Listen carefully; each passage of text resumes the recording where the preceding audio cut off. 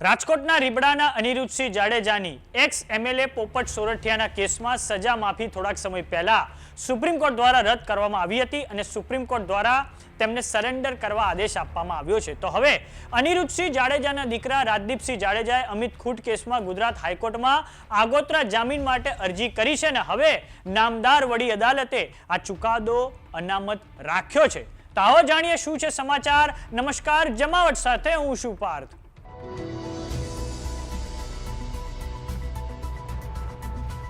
રાજકોટના ખૂબ ચર્ચિત અમિત ખૂટ કેસમાં અનિરુદ્ધસિંહ જાડેજાના દીકરા રાજદીપસિંહ જાડેજાએ અમિત ખૂટ કેસમાં પોતાની સંભવિત ધરપકડ ટાળવા ગુજરાત હાઈકોર્ટમાં આગોતરા જામીન અરજી કરી છે। જો કે સરકાર પક્ષ તરફથી આ જામીન અરજીનો હાઈકોર્ટમાં જોરદાર વિરોધ કરવામાં આવ્યો છે।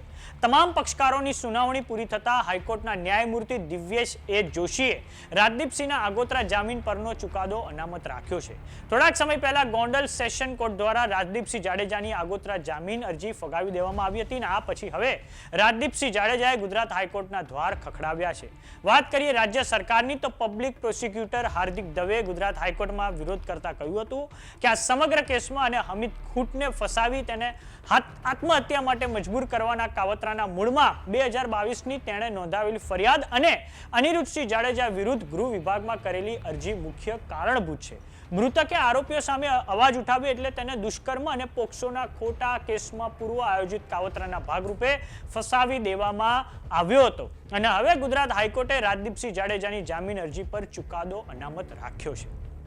આ તરફ અનિરુદ્ધસિંહ જાડેજાના સમર્થનમાં હવે ક્ષત્રિય સમાજ તરફથી ખુલ્લું શક્તિ પ્રદર્શન કરવાની તૈયારી દર્શાવવામાં આવી રહી છે। આગામી 5 સપ્ટેમ્બર શુક્રવારે સમાજના લોકોએ રીબડા ગામે એકત્ર થવા આહવાન કરવામાં આવ્યું છે। વાત કરીએ અમિત ખૂટ કેસની તો રાજકોટમાં મોડેલિંગ કરતી 17 વર્ષીય સગીરાએ 3 મેના રોજ રીબડાના અમિત ખૂટ નામના યુવાન સામે દુષ્કર્મની ફરિયાદ નોંધાવી હતી, જેના 2 દિવસ બાદ દુષ્કર્મના આરોપી એવા અમિત ખૂટે રીબડા ગામમાં જીવન ટૂંકાવ્યું હતું। ઘટના સ્થળેથી સુસાઇડ નોટ મળી હતી, જેમાં તેણે લખ્યું હતું કે મને મારવા પાછળ અનિરુદ્ધસિંહ રીબડાનો હાથ છે, રાજદીપસિંહ ત્રાસ આપતો હતો, પૈસા આપી ખોટી ફરિયાદ કરાવી છે।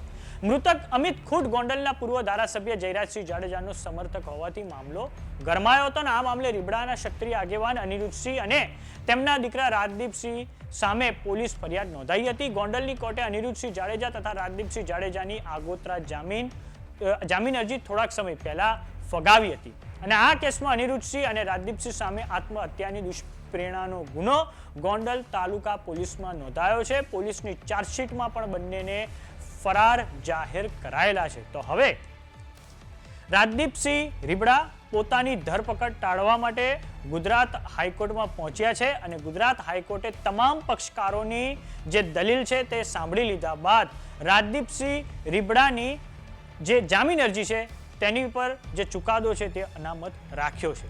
તો આ બાબતે તમારું શું માનવું છે અમને કોમેન્ટ બોક્સમાં લખીને જરૂર જણાવો। જો તમે અમને યુટ્યુબ પર જોઈ રહ્યા તો સબસ્ક્રાઇબ કરો, જો તમે અમને ઇન્સ્ટાગ્રામ અને ફેસબુક પર જોઈ રહ્યા તો ફોલો કરો, સાથે જ અમારી વોટ્સએપ ચેનલ આવી ગઈ છે, જોઈન કરવાનું ના ભૂલતા। નમસ્કાર।